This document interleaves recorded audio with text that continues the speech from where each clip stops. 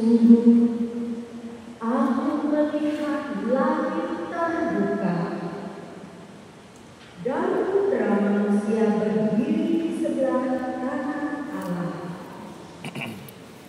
Maka berteriak-teriaklah para anggota mahkamah dan sambil menutup telinga, mereka serentak menyentuh Stefanus.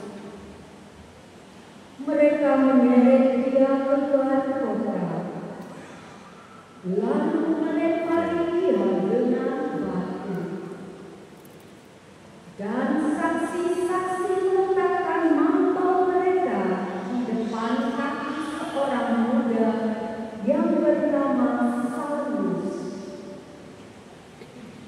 Sementara dilempari batu, Stefanus berdoa, "Ya Tuhan Yesus, terimalah rohku." Dan sambil berlutut, Stefanus berseru dengan suara nyaring, "Tuhan, janganlah tanggungan dosa ini kepada mereka." Dengan perkataan itu, meninggallah Stefanus. Demikianlah sabda Tuhan. Syukur kepada Allah.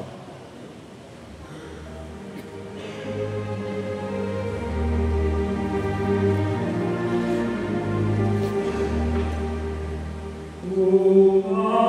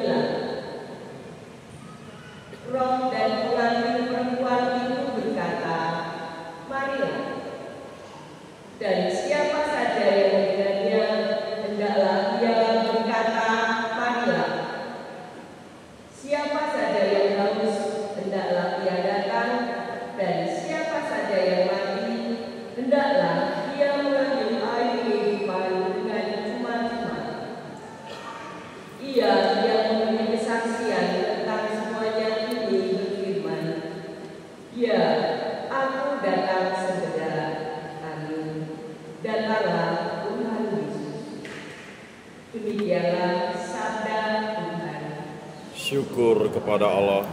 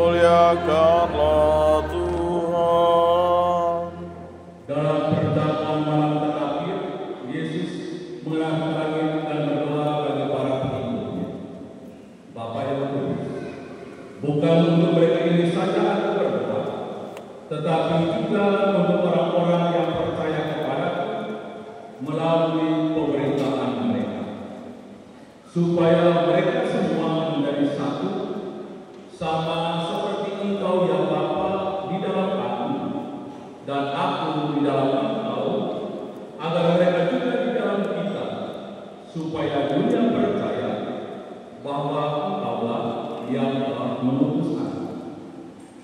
Aku telah memberikan kepada mereka kemuliaan yang Engkau berikan kepada, supaya mereka menjadi satu, sama seperti kita adalah satu. Aku di dalam mereka dan Engkau di dalam aku, supaya mereka menjadi satu dengan sempurna, agar dunia tahu bahwa Engkaulah yang telah mengutus aku, dan bahwa Engkau mengasihi mereka sama seperti Engkau mengasihi aku. Ya Bapa, aku mau supaya dimanapun aku berada, mereka juga berada bersama-sama dengan aku, yakni mereka yang telah Engkau berikan kepadaku, agar mereka memandang kemuliaan-Ku yang telah Engkau berikan kepadaku, sebab Engkau telah mengasihi aku sebelum dunia dijadikan. Ya Bapa yang hadir, memang dunia tidak mengenal Engkau, tetapi aku mengenal Engkau, dan mereka ini tahu bahwa Engkaulah yang telah mengutus aku. Aku pun telah memberitahukan nama-Mu kepada mereka, dan aku akan memberitahukannya, supaya kasih yang Engkau berikan kepadaku ada di dalam mereka, dan aku di dalam mereka. Demikianlah sabda Tuhan. Terpujilah Kristus.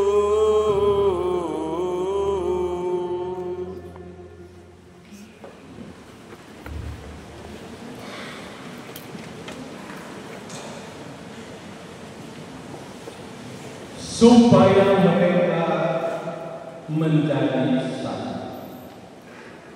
Bapak Ibu saudara-saudari yang terkasih dalam Kristus, salah satu saat yang seringkali mengharumkan di dalam kehidupan kita manusia adalah ketika ada perpisahan. Dalam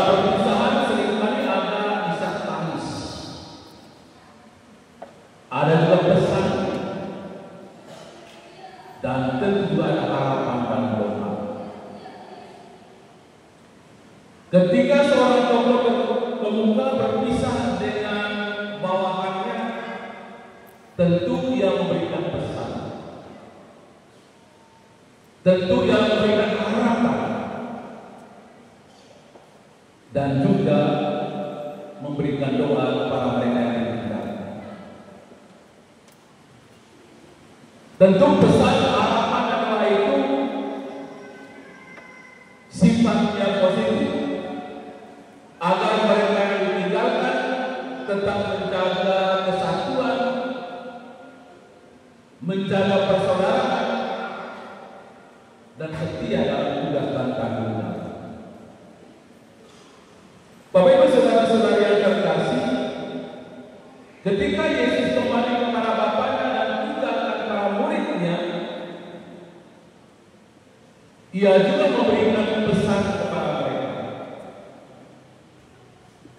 Pesan pertama yang disampaikan Yesus adalah para muridnya yang saling mengasihi, seperti Yesus telah mengasihi mereka. Karena kasih itu adalah jiwa. Kasih itu adalah nafas kehidupan setiap orang. Karena hanya hidup di dalam kasih akan terbina persaudaraan, akan terbina kerukunan, akan terbina kesatuan yang sejati di tengah berbagai macam perbedaan dan keuningan.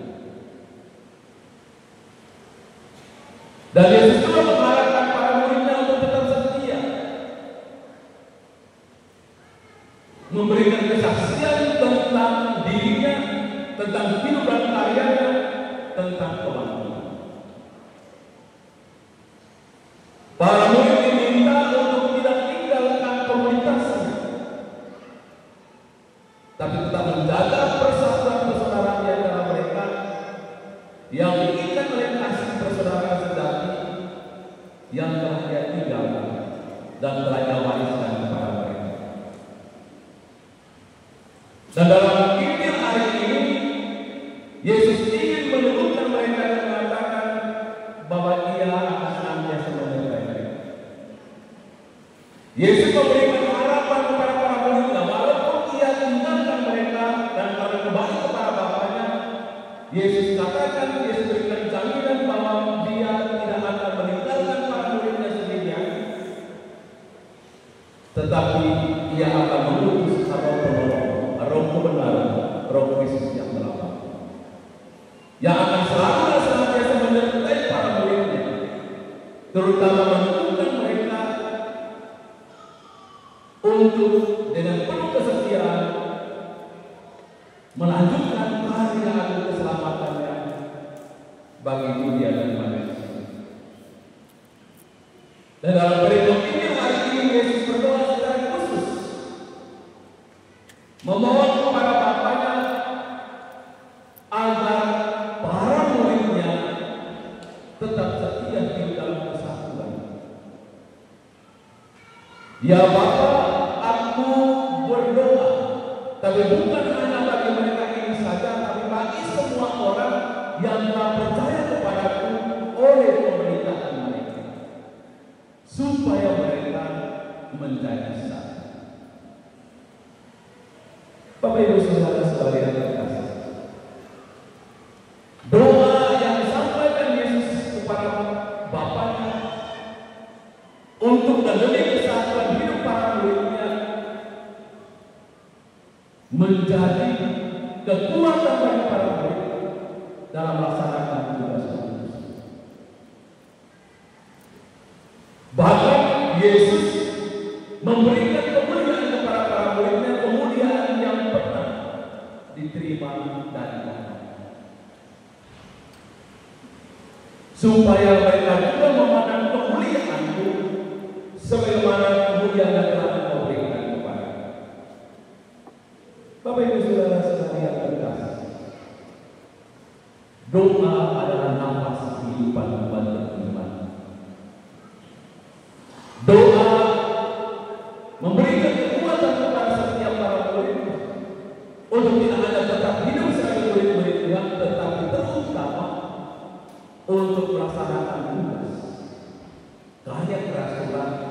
yang mempercayakan Tuhan kepada setiap kita, para murid yang hidup pada saat ini. Doa Yesus memohonkan persatuan bagi para muridnya karena ia menyadari bahwa tanpa ada jiwa persatuan di antara mereka, para murid akan tercerai. Mereka pasti akan fokus pada visi dan misi bersama untuk melanjutkan dan menghadirkan kembali karya agar keselamatan Tuhan bagi dunia dan sesama. Karena kita sendiri mengerti di dalam kitab suci ketika Yesus wafat, para muridnya berada dalam kegoncangan yang sangat hebat, dan ada yang sudah menarik diri dari komunitas ke-12, ada yang kembali ke tempat masing-masing. Karena itu betapa pentingnya hidup dalam persatuan sebagai sebuah komunitas, sebagai umat beriman, karena dalam kesatuan seperti itu kita akan mampu untuk mewujudkan dan menghadirkan kembali karya agung keselamatan Tuhan bagi dunia dan sesama. Hanya dalam sebuah kesatuan seperti itu kita akan mampu untuk menghadirkan gereja yang mengobarkan cita-cita bagi dunia dan sesama. Hanya dalam kesatuan seperti itu kita akan mampu menghadirkan keluarga, lingkungan keluarga kita sebagai tanda yang dipakai oleh Tuhan untuk menghadirkan karya keselamatan bagi dunia dan sesama. Bapak Ibu saudara-saudari yang terkasih, doa adalah sebuah komunikasi yang sifatnya pribadi dengan Tuhan yang terlalu. Dan kesatuan yang diminta oleh Yesus agar tumbuh dan hidup di antara para muridnya berkiblat pada persatuan Allah Tritunggal Maha Kudus. Persatuan yang telah terjalin antara Yesus dan Bapaknya. Demikian juga persatuan seperti itu yang hendaknya kita bangun, yang kita hidupi di dalam kehidupan kita, mulai dalam keluarga kita, dalam lingkungan kita, maupun dalam komunitas dan kesatuan yang berbeda. Dan jiwa dari persatuan itu tidak lain adalah kasih. Karena bila tidak ada kasih yang tulus dan murni, maka tidak akan mungkin adanya kesatuan dalam bersama. Bila tidak ada kasih yang menjiwai kehidupan kita para muridnya, maka tidak akan mungkin orang hidup bersaudara satu dengan yang lain. Bapak Ibu saudara-saudari yang terkasih, di tengah kehidupan dunia yang bergelap, yang kerap kali mengarah, di mana orang hidup dalam kelompok-kelompok dan melihat kelompok yang lain sebagai saringan dan ancaman, sehingga memungkinkan terjadinya perpecahan di antara kehidupan manusia. Tuhan mengharapkan dan mengutus kita untuk senantiasa menjadi tanda yang mempersatukan semua orang, tanda yang bisa mempersaudarakan semua orang dalam hidup bersama. Karena itu kita hanya mampu untuk menghadirkan dan membina kesatuan dalam hidup bersama kalau kita juga senantiasa mengalami persatuan dan intensitas pribadi bersama dengan Tuhan yang akan mengutus kita ke tengah dunia ini. Doa adalah sarana bagi kita untuk mendekatkan, untuk mendekatkan diri dan hidup kita bersama dengan Tuhan. Doa adalah sarana bagi kita untuk mengerti dan memahami serta melaksanakan setiap kehendak Tuhan di dalam kehidupan kita, baik secara pribadi, secara bersama dalam keluarga, dalam lingkungan, dalam komunitas, maupun dalam kehidupan komunitas. Doa umat beriman Kristiani sifatnya misioner. Doa itu tidak hanya untuk diri sendiri, tapi juga terbuka untuk orang lain.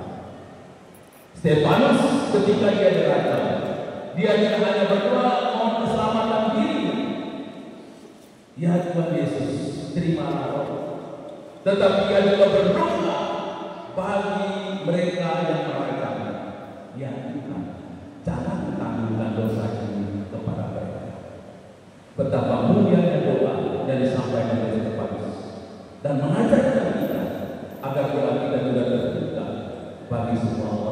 tidak hanya untuk kepentingan diri kita sendiri, tapi kepentingan dunia dan sesama kita. Doa Stefanus mengingatkan kita akan doa Yesus ketika dia tergantung di kayu salib. Ya Bapa, ampunilah mereka, karena mereka tidak tahu apa yang mereka perbuat. Betapa mulianya doa ini, kalau ini juga senantiasa kita daraskan di dalam diri dan kehidupan kita ketika kita berhadapan dengan suatu situasi yang membuat kita semakin terpojok, semakin tak diharapkan. Tapi tadi doa kita bukan doa pengampun, tapi doa kebutuhan. Tuhan balas dia. Ya kan? Itu doanya doa kebutuhan. Tapi Tuhan ajak kita untuk berdoa dengan penuh kasih. Tuhan ampunilah mereka. Walaupun sakitnya sangat berat, tetapi tetap harus berdoa hati untuk memaafkan orang dan melalui doa. Karena semakin kita simpan sakitnya, semakin sering itu menusuk hati kita dan kita tidak akan merasakan. Tapi begitu kita terbuka untuk keluar dari kesakitan, karena sikap perilaku dari sesama kita akan membuat kita menjadi tenang. Karena Tuhan akan mengampuni mereka yang menyakiti kita, dan Tuhan akan menganugerahkan ketentraman di dalam hati kita. Bapak Ibu saudara-saudara yang terkasih, kita tidak hanya berharap Yesus mendoakan, tapi kita juga berdoa kepada Dia. Ya. Jangan hanya suruh Tuhan doa untuk kita, tapi kita harus setia untuk berdoa, memohonkan kekuatan agar kita mampu melaksanakan tugas-tugas kita di tengah kehidupan ini. Karena Tuhan mengutus kita dalam dunia saat yang penuh dengan gejolak, yang penuh dengan perpecahan, untuk menjadi pelopor persatuan dalam hidup bersama.